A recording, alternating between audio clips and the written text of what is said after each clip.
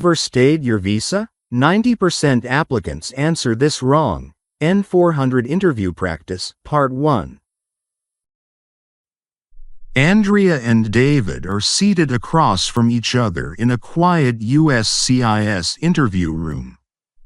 Andrea has David's file open in front of her. The conversation begins calmly and professionally as she transitions into questions about David's immigration history. David, for this part of the interview, I'm going to ask you questions about your immigration history, specifically about your authorized stay in the United States. My main question for this segment is, have you ever stayed in the United States longer than the period you were authorized to stay? Yes, officer. I did overstay once. It was not intentional, but I understand now that it was still my responsibility. I want to be honest and explain clearly what happened. Thank you for answering directly. Let's go step by step. As a follow-up, can you tell me what type of visa you had at that time? I entered the U.S. on a tourist visa. I was admitted for 6 months. At the time, I was focused on visiting family and taking short English classes, but I didn't fully understand how important the exact expiration date was. I understand. Many people confuse the visa itself with the authorized stay. Now, another follow-up. How did you realize that you had stayed past your authorized period?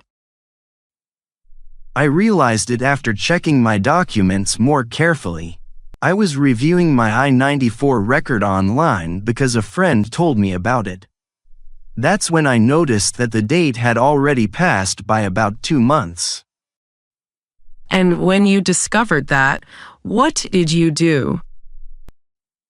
I was very worried. I didn't ignore it. I spoke with an immigration attorney to understand my situation. They explained that I had overstayed and that it could have serious consequences. I decided not to leave immediately without understanding my options, but I stopped all activities and tried to correct the situation properly. That's important information. For this segment, I want to confirm one more thing. Did you ever overstay more than once? No, officer. It only happened that one time. After that experience, I became much more careful about dates and immigration rules.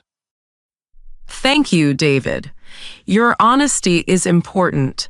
We'll continue by talking more specifically about the dates involved. Now let's talk about timing. My main question for this segment is, what were the exact dates of your authorized stay and how long did you overstay? According to my I-94, my authorized stay ended on August 15, 2017. I overstayed until October 20, 2017, so it was a little over 2 months. Thank you for giving specific dates. Accuracy matters here. As a follow-up, during that overstay period, were you aware the entire time that you were out of status? No, officer. At first, I didn't realize it. I believed the visa in my passport controlled the stay, not the I-94 date. Once I realized my mistake, I understood that I was already out of status. That misunderstanding is common, but it's still the applicant's responsibility. Another follow-up. Did you keep any records or documents related to that period? Yes, I kept copies of my I-94, entry stamp, and later any documents related to legal advice I received. I wanted to be prepared in case I needed to explain it in the future, like now. Good. One more clarification. After October 20th, 2017, did you depart the United States? Yes, I did. After consulting with an attorney, I left the U.S. voluntarily. I did not wait for any enforcement action, and I did not try to hide my overstay. That's important. Leaving on your own initiative shows responsibility. We'll talk next about the reasons behind your decision to stay past the authorized date. Now, I'd like to focus on the reasons. My main question for this segment is, why did you overstay your authorized period of stay? The main reason was misunderstanding and poor knowledge of the rules. At that time, my English was limited, and I relied on advice from friends instead of official sources. I truly believed I was allowed to stay as long as my visa was valid. Thank you for explaining. As a follow-up, was there any emergency or serious situation that influenced your decision to remain? No serious emergency, officer. It wasn't due to illness or family crisis. It was more confusion and lack of awareness. Looking back, I understand that I should have verified everything myself.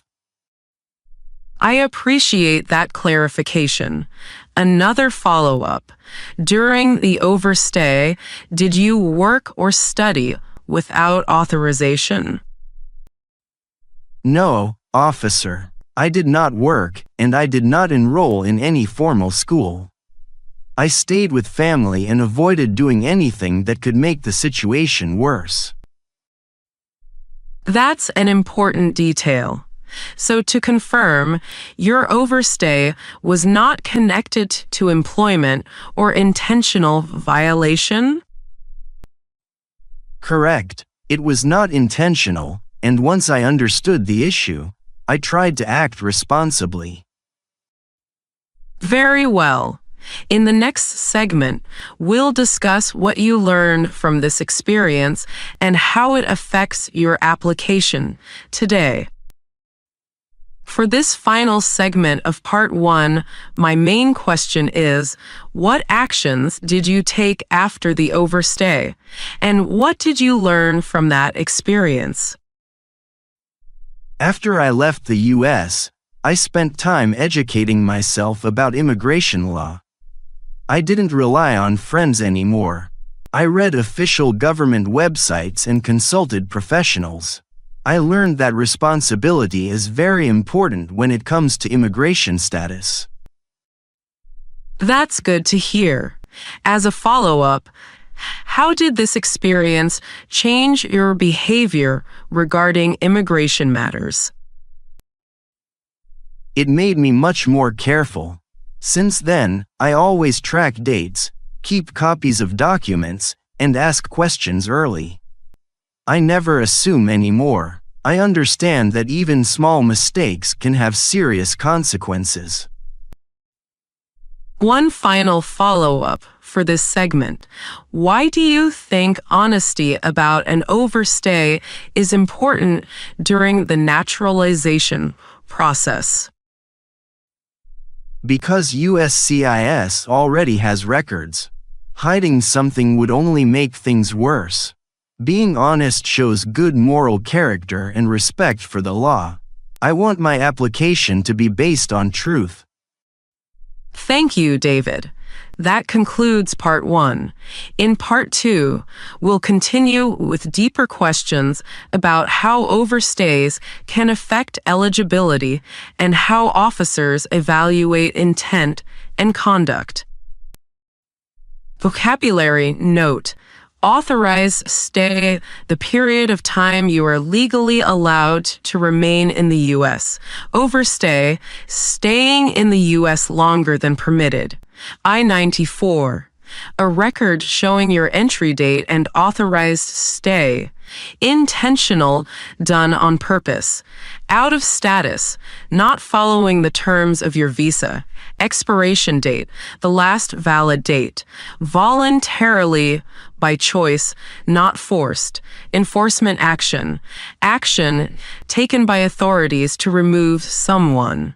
Misunderstanding, incorrect understanding. Verify, to check and confirm information. Unauthorized, not allowed by law.